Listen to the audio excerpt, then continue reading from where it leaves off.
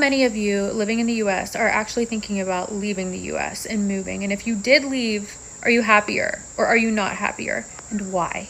Because I'm thinking about it. A lot of people are having amazing lives in a whole other country, including countries like Colombia. Roll it. The new American dream is to earn US dollars while living in a third world country. Okay? I'm in Medellin, Colombia right now, living in a luxury apartment. And this kind of lifestyle just wouldn't be possible for me if I was in the United States. Honestly, I'd rather make $3K a month online and live in a place like this than make $10K and live in New York. You know, the equivalent of this place in New York City is at least $5K. And then if you want to get a bagel, you know, with some cream cheese on it, that's $20. So no, I don't want to live in a shoebox in New York City. I want to live in luxury here. While others are living in a whole different country, living amazing, fulfilling lives, some Americans, even though how bad it is, still decide to stay. I'm an American. I live in the United States, which is supposed to be the greatest country on earth. I live in the back half of a garage. It's $1,600 a month and only 200 square feet. That's more than half my income. I'm an American. The United States has the world's largest economy. That being said, it still has thousands, if not hundreds of thousands, of its citizens living on the streets, hungry and poor and without medical care. The last time I went to the emergency room, it cost me $12,000. I'm an American. A college education isn't free here, and mine cost $120,000. It took me 10 years to pay that off. I'm an American. You're not going to get a good paying career anymore. A college education no longer amounts for anything. You're going to get a minimum wage job to start off, no matter what degree you have, and you're going to be paying off your interest and your loans for the rest of your life. Our corporate CEOs are millionaires and billionaires, and yet they refuse to pay their employees a livable wage because they know we'll work it anyway. I'm an American. Despite being the land of opportunities, we're the #1 country for mass shootings. I'm an American. I couldn't afford a child. And who would want to have one here anyway? School shootings happen all the time, and nobody seems to care. I will never be able to afford my own house. I'm an American. I've never been out of this country. I've never been on vacation. Our tax dollars secretly fund wars that we don't agree to. If you leave this country, you still have to pay taxes to the USA. But then there comes that breaking point where you know you can live and do better. Every American that leaves the US has a moment, a breaking point, so to say, where they look around and think to themselves, yeah, I think I'm done. For some people, it's the $1,500 ER bill for an ice pack and a sling. For others, it's realizing that 2/3 of your paycheck goes to your rent and you don't even have a living room. Or maybe it's explaining to a friend abroad that, yeah, kids actually do practice what to do in case there's an active shooter in the building. And that the weirder thing would probably be not to do that, considering, you know, how often they happen. For me, it was feeling like I couldn't go for a run in certain places without worrying whether or not I was going to be harassed or have the cops called on me, or worse. I feel like immigrants all have a story that starts off with, I knew it was time to leave when blank. And I know it's probably not just one thing, right? There's probably a million other things underneath the thing, but that's the thing that I want to know, right? Like, what helped you make the decision to want to try somewhere else? So if you have left, what was your reason? Or if you haven't, what would it take? And where would you go? Or are you the type of person to say, I'm staying put no matter what's going on? I'm genuinely curious as to what you think. Just got back to the U.S., Los Angeles specifically, after 78 days in Europe. I can't believe we live like this. I'm just going to say what I feel. If you're not setting up a plan to figure out to either to leave this country, or if you're not at least preparing or setting up some sort of plan, you're in for a really rude awakening if you think that everything is going to get better, because it's not. Mark my words, by the end of this year, you're going to see record number of U.S. citizens leaving the U.S. But if you're one of those people who you're planning to leave this year or early next year, be mindful. The whole world knows what's going on. They see how the U.S. is treating people, especially when it comes to migrants, right? People who are not white nationalists or Republicans or Christian nationalists, whatever the hell you want to call themselves nowadays. I know I'm going to get muted for this, but who cares? At the end of the day, though, remember that U.S. passport doesn't mean shit.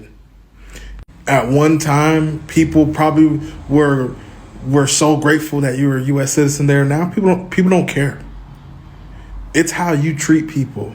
Don't get it twisted with that blue passport. Don't get it twisted. I make USD, so people should kiss up to me. They don't give a damn about you like that. Are you a good person? Are you going to treat people with respect? Are you going to, learn the culture and what people are about and not just take and not, of course you have your own personality, but you have to remember you're going into somebody else's country. Same way you talk about the migrants, like, oh, speak English and this, yeah, vice versa, Think about that when you're going to another country. You may not be that person that says that, but that's how some people will view you in some countries. So my thing is, don't go to another country to do the same crap that they're doing to other migrants in their own. And people, you'll be surprised. People are making money too. Despite what the news and the media will tell you, people are making money in other countries, and some of them not even USD. America is a scam and a sham. And after 13 years of being in Dallas, Texas, it is time for me to cut ties. I'm out. And I couldn't be more excited. I had a 3-day estate sale this past weekend. They wiped me out. I wasn't even familiar with the estate sale game. Not really. They do them a lot down here in Dallas, but I've never really been to, I think I only been to one. But anyway, they bought everything. And the estate sale company that I hired told me, like, everything will sell. And it did. So much so that the lady that bought my bedroom set bought everything down to the bedding. Even the sheets that I was sleeping on. So, it's official. I'm so excited. I got my passport.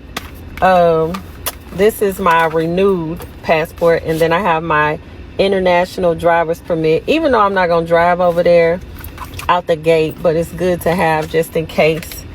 And this is my old passport, and I was just looking at it like, wow. I didn't get to fill it all the way up, but my first passport stamp here was September 15th, 2015. And I went to Madrid, and I also went to London and had a good time. And then also, this is my mom's passport. May her soul rest in peace. She took this in 2019 and she didn't get to see the world. But guess what? Her baby girl gonna do it for her. So I gotta do this for us. But I'm so excited. I'm leaving in 2 weeks and I cannot wait. If I could, I would leave today. Do you hear me? I would be on that flight, but I gotta tie up some loose ends and I just let it all go. And it's so funny because today I was talking to my lawyer and he said something so profound to me. He said, you're not possessed by your possessions.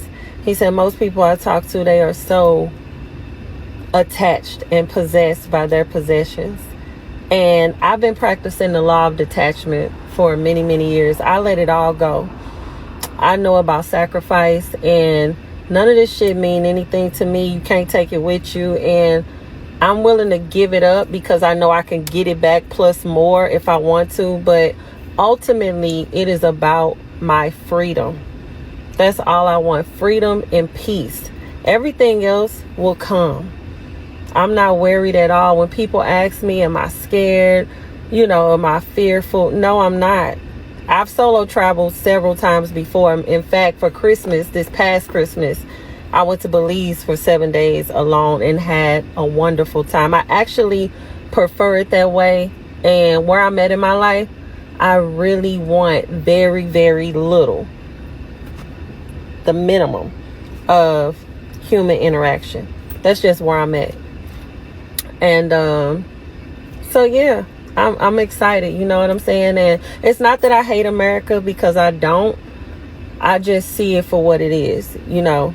And all the people that want to say, we indigenous to this land, yes, we are, but what are you going to do about it? Are you going to take your land back? Are you going to stop feeding this system? Are you going to stop paying your bills so these corporations and the government can topple? What are you going to do to dismantle it? Until then, until y'all figure it out, I'm out. I'm out. Onward and upward. And I don't know, I may not ever come back. My daughter is still here, but because I raised a queen, a self-sustaining queen that can handle her business, take care of herself, I really don't have nothing to worry about. As a mom, naturally I'm going to worry, but I know she good. And we're going to always be connected. In fact, I'm sure she'll be visiting me soon, you know. So I'm really not tripping off that, because I trust her, and I trust in me, as in the woman that I raised her to become. She take care of business, and on top of that, I feel like she's more mature as a Gen Z girly. She's more mature than a lot of millennials and Gen Xers, even baby boomers.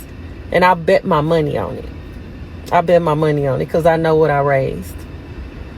So, but anyway, yeah, I'm out. So I was just sharing that with y'all. I'm excited. You know, it's just something that I always think about as well, is that how are we as a people collectively going to move forward if we're replicating and repeating the past? Just my thoughts. America is